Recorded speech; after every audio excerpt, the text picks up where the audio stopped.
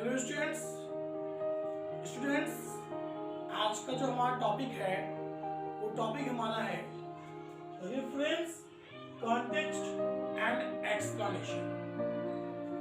तो स्टूडेंट्स सबसे पहले हम जानेंगे रेफरेंस क्या होता है, कॉन्टेक्स्ट क्या होता है और एक्सप्लेनेशन क्या होता है and what is difference between reference context and explanation. So in Hindi you have been already taught संदर्भ, प्रसंग एंड वाक्य। तो आप संदर्भ, प्रसंग और व्याख्या पढ़ चुके हैं। तो reference is called in Hindi संदर्भ, context is called in Hindi प्रसंग and explanation is called in Hindi व्याख्या। तो स्टूडेंट्स मैं आपको बता दूं कि रेफरेंस कॉन्टेक्स्ट एक्सप्लेनेशन आपको आपके प्रोज सेक्शन में भी मिलता है, आपके पोएट्री सेक्शन में भी मिलता है।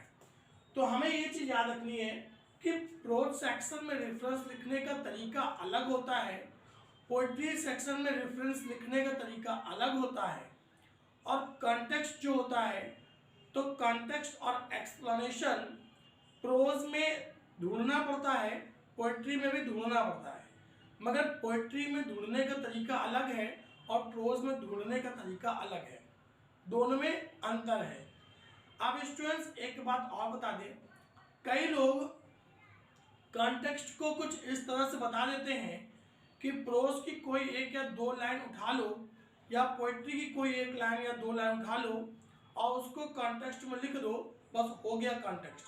तो ये कॉन्टेक्स्ट नहीं है, ये मजाक हुआ है, केवल रियल में कोई कॉन्टेक्स्ट नहीं है। तो आइए कॉन्टेक्स्ट समझते हैं। कॉन्टेक्स्ट रियलिटी क्या होती है? तो कॉन्टेक्स्ट की रियलिटी ये होती है कि हमें बताना होता है कि एक्चुअल में पोइट ने, राइटर में, प्रोज में या पोइट्री में क्या कहने की कोशिश की है, हमें उसकी जो भी फीलिंग्स होती हैं, जो वो हमको बताना चाहता है, हमें वो लिखना होता है और इसको हम नहीं भूल सकते हैं। तो खैर पहले हम लोग बात करेंगे आज रेफरेंस के बारे में। तो आइए देखते हैं, पहले हम लोग बात करेंगे प्रोज के रेफरेंस के बारे में कि प्रोज में रेफरेंस कैसे लिखा जाता है। प्रोज क्लास 12 और 11 में भी, 12th में फ्लेमिंगो जो बुक है आपकी, that is called prose also. तो आइए हम लोग प्रोज के बारे में जानते हैं। पहले आपको इस तरह से हेडिंग डालनी है, रेफरेंस। आप रेफरेंस हेडिंग डालेंगे और उसके बाद इसमें लिखेंगे, प्रोज का बता रहा हूं तो इसमें लिखेंगे, देखते हैं,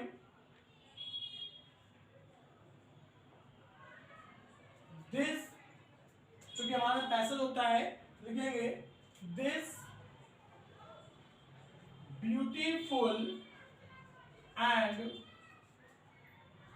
attractive passage,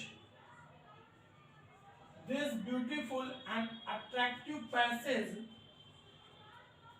has been selected from the very creative and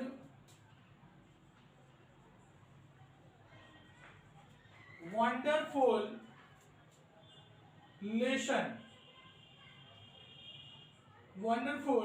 lesson, यह चैप्टर लिख सकते हैं और यहां पर आपको लेसन का नाम लिखना होगा, लेसन नेम जो भी होगा।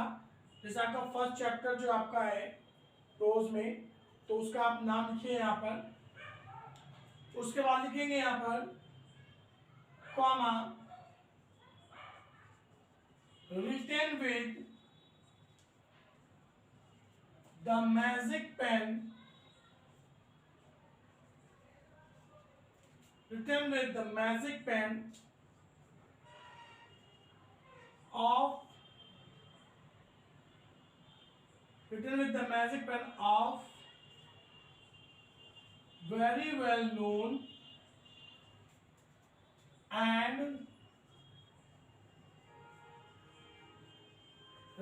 Respected personality and respected personality, यहां पर आप राइटर का नाम लिखेंगे, writer name, very well known and respected personality, उनके राइटर का नाम, और इसी के बगल में कोई कॉमा नहीं है, ना कोई सेमीकोलन में कुछ भी नहीं है, YOB लिखेंगे और YOD लिखेंगे।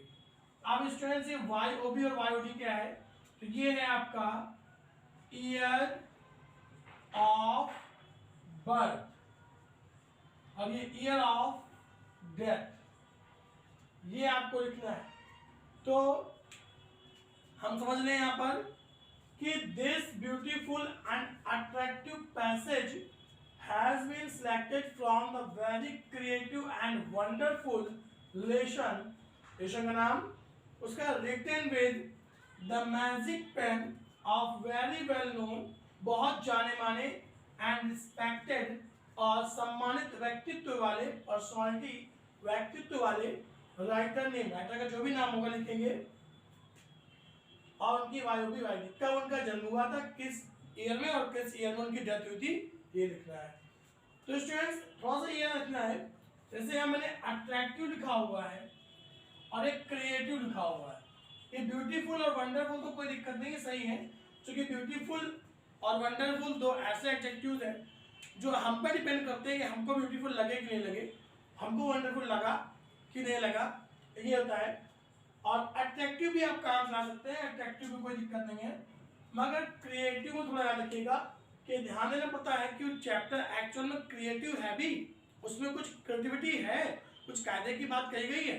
अगर नॉर्मल से स्टोरी बताई गई तो अलग बात है, और कुछ हमें ऐसी बात बताई गई जो एक्चुअल कभी सुनी नहीं है और हमें सीख दे रही है, कुछ हमें लेसन सिखा रही है वो, और हमने कभी सुना भी नहीं है, तो at that time that is called creative, को क्रिएटिव लेसन बोला जाएगा। तो वहाँ पर क्रिएटिव वर्ड यूज करेंगे, नहीं तो आप दूसरा कोई वर्ड यूज कर सकते हैं, और जरूरी नहीं कि दो ही वर्ड यूज करें, आप वेरी वंडरफुल से भी काम चला सकते हैं। दो वर्ड, दो एडजेक्टिव्स जो हैं वो ना लगाए तो कोई बड़ी बात नहीं है। तो ये आपका रेफरेंस जो है वो प्रोज का रेफरेंस था, प्रोज का। और स्टूडेंट्स एक बात और भी है, जैसे मैंने यहाँ पर लिखा है कॉमा, तो स्टूडेंट थोड़ा ध्यान रखिएगा, ये ग्रामर आपकी होती है, यहाँ कॉमा लगाना कंपल्सरी है। अगर आप कॉमा नहीं लगाते हैं तो आपका रेफरेंस काटा भी जा सकता है, या कम से कम यहाँ से तो काटा ही जा सकता है, यहाँ से कट कर दिया जाएगा, बिकॉज आपने ग्रामेटिकली इनकरेक्ट कर दिया उसको। तो कॉमा कंपल्सरी है कि लगाना ही पड़ेगा आपको। यदि आप कॉमा नहीं लगाना चाहते हैं तो आप एक काम करें, यहाँ पर इसके जगह से हटकर, इसकी जगह पर कॉमा को हटाकर लगा सकते हैं विच इज, ये वर्ड लगा सकते हैं, या relation name which is written with the magic pen, ये कर सकते हैं, कॉमा हटाकर ये लगा सकते हैं। लेकिन कॉमा लगाएंगे तो ये नहीं लगाना पड़ेगा, ये लगाएंगे तो कॉमा नहीं लगाना पड़ेगा। तो ये आपका रेफरेंस है प्रोज का। आज आपको दो रेफरेंस ही बताएंगे, नेक्स्ट वीडियो में आपको हम कॉन्टेक्स्ट और एक्सप्लेनेशन दोनों बताएंगे। वो लगभग कुछ एक जैसे थीम पे चलते हैं, कुछ हालांकि दोनों की थीम तो अलग अलग है, मगर स्टार्टिंग दोनों की एक जैसी होती है समझाने के बेस पर। तो अभी हम लोग प्रोज का देख चुके हैं, अभी हम लोग पोएट्री का रेफरेंस देखते हैं स्टूडेंट्स। आइए देखते हैं पोएट्री का रेफरेंस।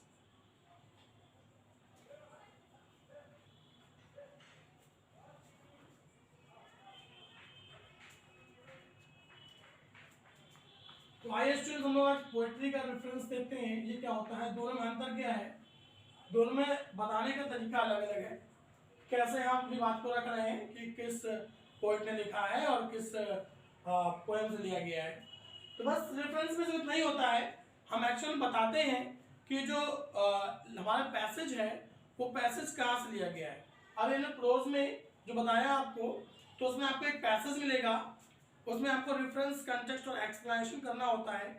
तो वो पैसेज हमने पढ़ा होता है बुक में, तो हमको पता होता है कि वो पैसेज एक्चुअली बुक के किस चैप्टर से लिया गया है।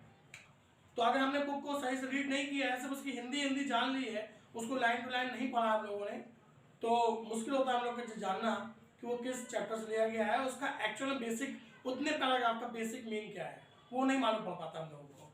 तो हम लोग को लाइन टू लाइन वर्क करना होता है, पढ़ना होता है। तो जान जाते हैं हम लोग कि हर एक लाइन का क्या मीन्स है, तभी उसका एक्सप्लेन कर पाएंगे, तभी कॉन्टेक्स्ट कर पाएंगे, वरना कर नहीं पाएंगे। अगर ये मालूम पड़ गया कि इस चैप्टर से है तो हम लोग रेफरेंस तो कर सकते हैं उसका, लेकिन कॉन्टेक्स्ट और एक्सप्लेन तब तक नहीं कर पाएंगे जब तक हमको ये चीज़ नहीं पता होगी कि एक्चुअल में हर लाइन का मतलब क्या है, हर शब्द का मतलब क्या है। हम अच्छा कॉन्टेक्स्ट और एक्सप्लेन अच्छा क्या हम कर ही नहीं पाएंगे। तो अभी हम लोग जैसे एक हमको पैराग्राफ दिया गया, तो उस पैराग्राफ में चीज़ समझनी है कि पहचानना होगा ये पैराग्राफ लिया कहाँ से गया है, और उसी का फिर चैप्टर का नाम और उसके राइटर का नाम लिखना होता है। ये प्रोज में करना होता है। पोएट्री में भी हमको जो पोएम दी गई 4 लाइन 5 लाइन जो दी जाए एग्जाम में हमारे रेफरेंस कंटेक्स्ट एक्सप्लेन करने के लिए, तो हमें उस पोएम को पढ़ा होगा तो ही जान पाएंगे कैसे लिया गया है। तो उस पोएम को जानकर फिर इस तरह से रेफरेंस लिखेंगे। लाइन टू लाइन हमको पता होना चाहिए तभी कर पाएंगे। आइए हम लोग अब पोएट्री का रेफरेंस देखते हैं। तो पोएट्री का रेफरेंस कुछ ऐसा होगा। देखो बेटा, पोएट्री के रेफरेंस में हमको लाइन्स कैसे दी गई होंगी, या तो 4 लाइन्स होंगी, या 5 लाइन्स होंगी, या 6 लाइन्स होंगी। यानी कुछ इस तरह से हमें 4 5 या 6 लाइन्स दी गई होंगी। तो उनको हम ऐसे लिखेंगे, दीज 4 5 होंगी तो 5 लिखेंगे, 6 होंगी तो 6 लिखेंगे। These 4 attractive and beautiful lines, these 4 attractive and beautiful lines have been, बेटा प्रोज में यहाँ पे हैव था क्योंकि पैसेज सिंगुलर होता है, बट पोएट्री में हैव है क्योंकि ये प्लूरल होता है। हैव बीन कर्ल्ड, कर्ल मतलब होता है चुनना यानी निकाल लेना। तो ये जो 4 पंक्तियां हैं वो हमारी निकाली गई हैं कहां से, have been culled from the very creative and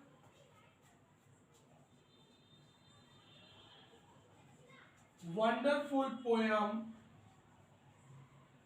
बेटा आप देख रहे होंगे हमने काफी कुछ सेम लिखा हुआ है, अट्रैक्टिव, ब्यूटीफुल, क्रिएटिव और वंडरफुल। ये सब सेम क्यों है, क्योंकि एक्चुअल में हम चाहते हैं कि प्रोज और पोएट्री का डिफरेंस आपको ज्यादा अलग अलग करके ना समझना पड़े, एक ऐसा मिल जाता है, वरना अलग अलग किया जा सकता है। ये खैर वंडरफुल पोएम, यहाँ पर आपको पोएम का नाम लिखना होता है। जैसे प्रोज में हमने लिखा था चैप्टर नेम, लेसन नेम, ऐसे ही पोएट्री में पोएम नेम। और कॉमा मैंने बताया था, कॉमा बहुत जरूरी है।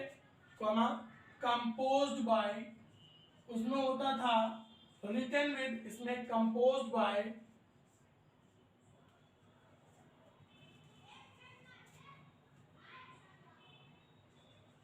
Very well